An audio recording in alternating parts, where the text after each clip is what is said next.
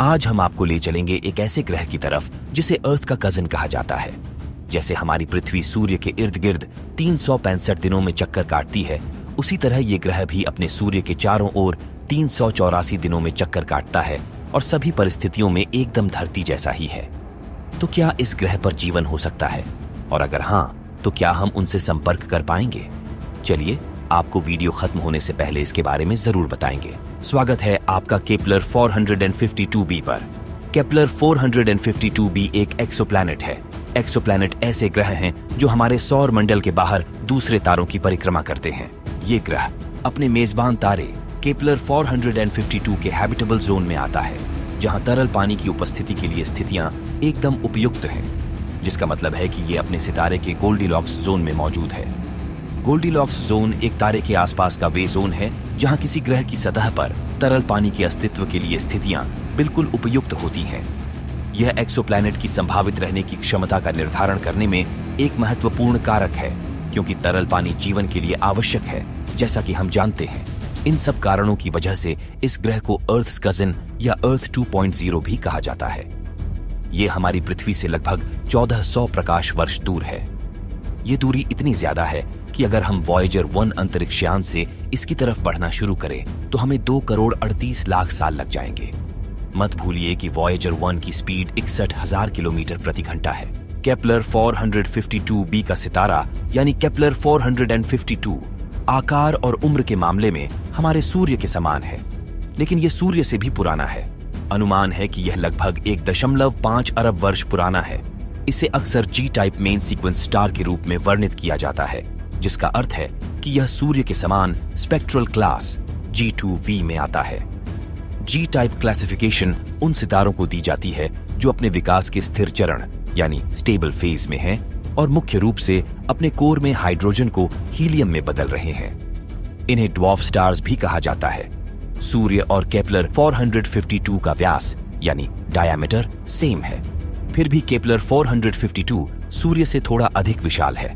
अनुमान है कि इसका मैस सूर्य के मैस का लगभग 1.037 है। यही समानता इसके ग्रह केपलर 452b को हैबिटेबल होने का और भी बड़ा दावेदार बनाती है। लेकिन इसके विपरीत देखें तो इसका सितारा हमारे सूर्य से लगभग 20% अधिक चमकीला है।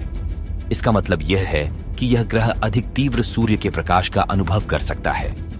इसी कारण से यह ग्रह धरती की तुलना में अधिक रेडिएशंस को भी झेलता है, जिसकी वजह से यहां जीवन स्थितियां हो पाना थोड़ा मुश्किल हो सकता है। लेकिन हम जानते हैं कि कुछ जीव जिन्हें एक्सट्रीमोफाइल्स कहते हैं, वे एक्सट्रीम कंडीशंस में भी पनप सकते हैं।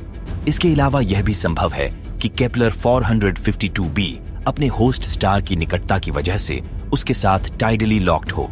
जब कोई ग्रह टाइडली लॉक्ड हो जाता है तो उस ग्रह की एक साइड हमेशा तारे का सामना करती है, जबकि दूसरी हमेशा अंधेरे में रहती है। इससे तापमान में अत्यधिक अंतर हो सकता है, जो किसी भी प्रकार के जीवन को चुनौतीपूर्ण बना सकता है। केपलर 452 सिग्नस कॉन्स्टलेशन में पाया जाता है। ये इतनी दूर और फेंट है कि इसे धरती से टेलीस्कोप के बिना देखा जा सकना संभव नहीं है।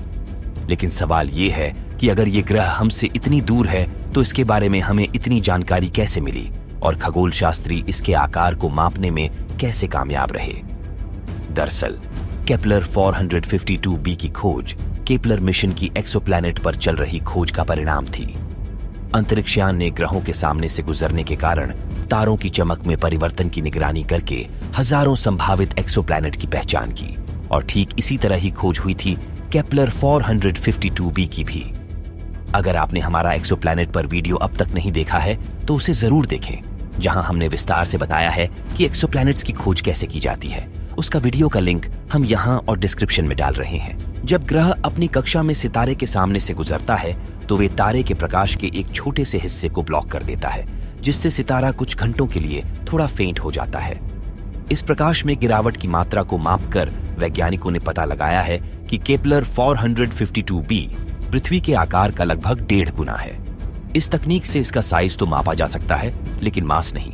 यदि तारा केपलर 452 हमारे करीब होता और इसलिए अधिक चमकीला होता तो खगोल शास्त्री यह माप सकते थे कि इसकी परिक्रमा करने वाले ग्रह द्वारा इसे पीछे और आगे की ओर खींचने पर यह कितना डगमगाता है। फिर वे उस माप का उपयोग केपलर 452b के मैस को निकालने के लिए कर सकते थे।